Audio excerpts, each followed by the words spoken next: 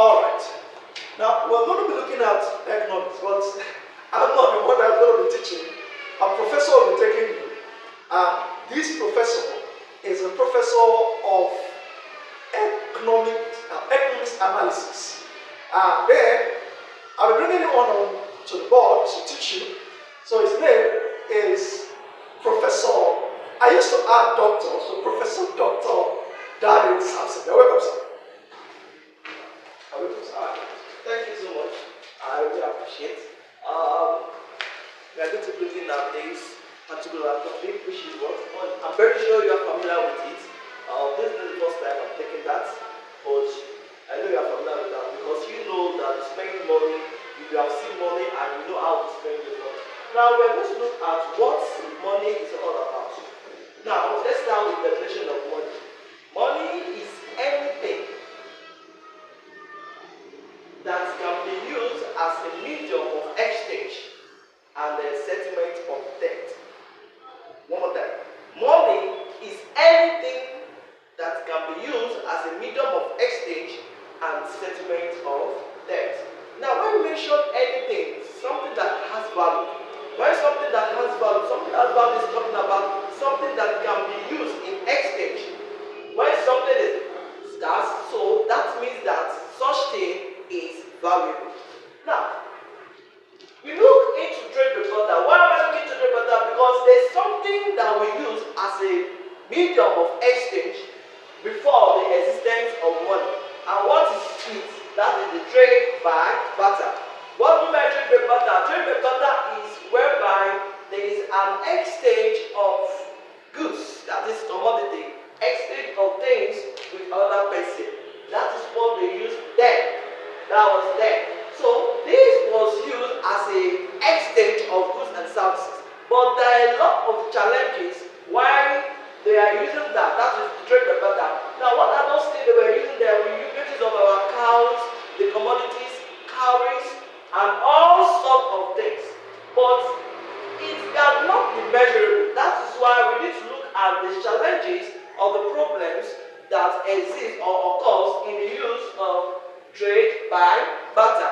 What are those challenges? What are the problems? We have a problem of double coincidence. What we mean by the problem of double coincidence is whereby you need to look for someone in exchange of what you have.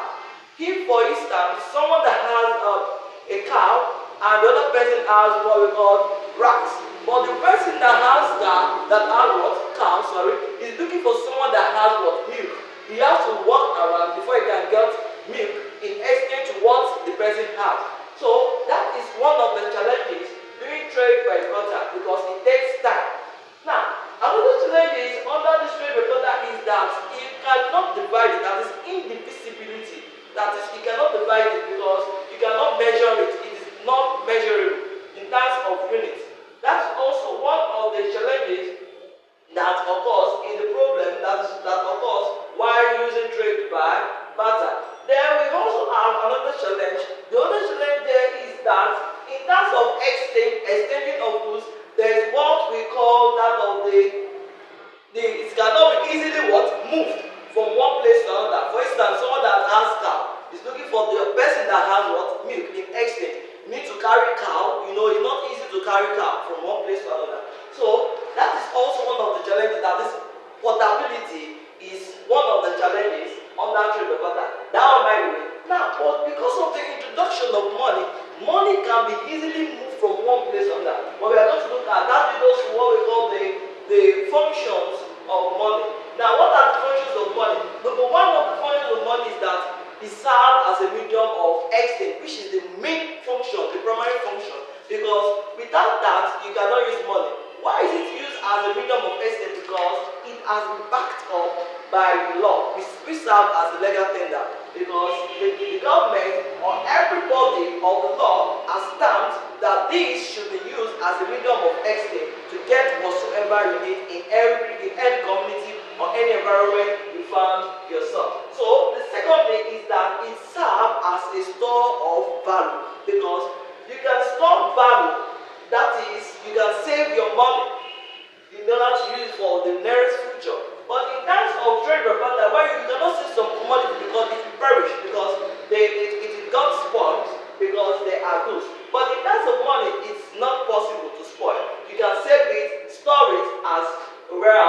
or in a bank. Then the other one is that it serves as a standard deferred payment. Standard deferred payment. What we mean by that is that you can use the money to settle debt in the future. That is, you can use it in the very future. That is, you can use it as an advance.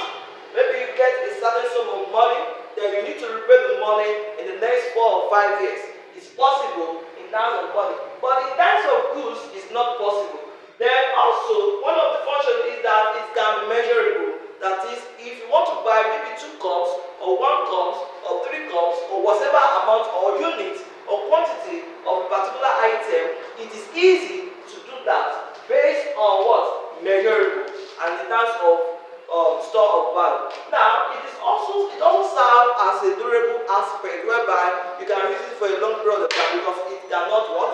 Spoil. Now we move to what we call the characteristics of money, because before you can tell me that this is money, this must be part of it, that is the attribute. There must be an attribute of all these things for you to tell me that this can be used as a medium of exchange. So, whereas we have the first one with what? Acceptability. One of the attributes, acceptability. Then it was what that we have what? Divisibility.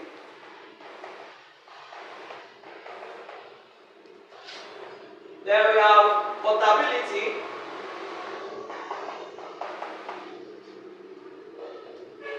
Then we have what? Scarcity. Then we have homogeneity.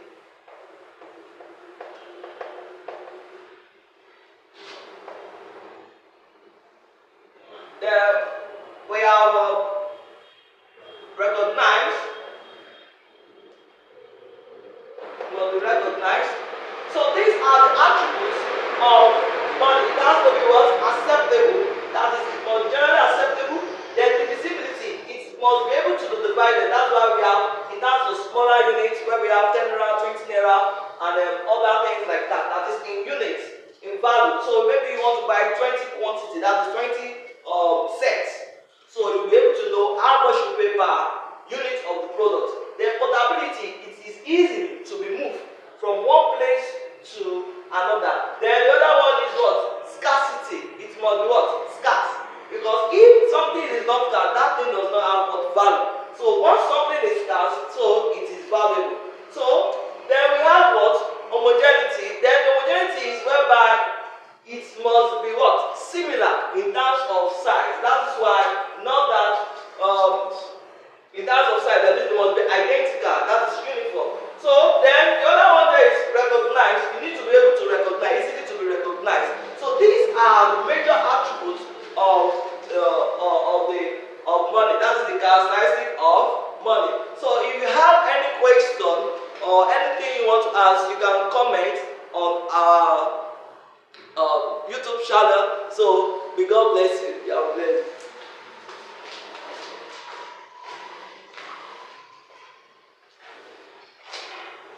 Thank you, sir. Thank you, sir. That's a good one. Then, if you have a topic you want us to work on for you, you drop that topic on the comment section. We're going to get back to you. Thank you, Paul. Enjoy your day.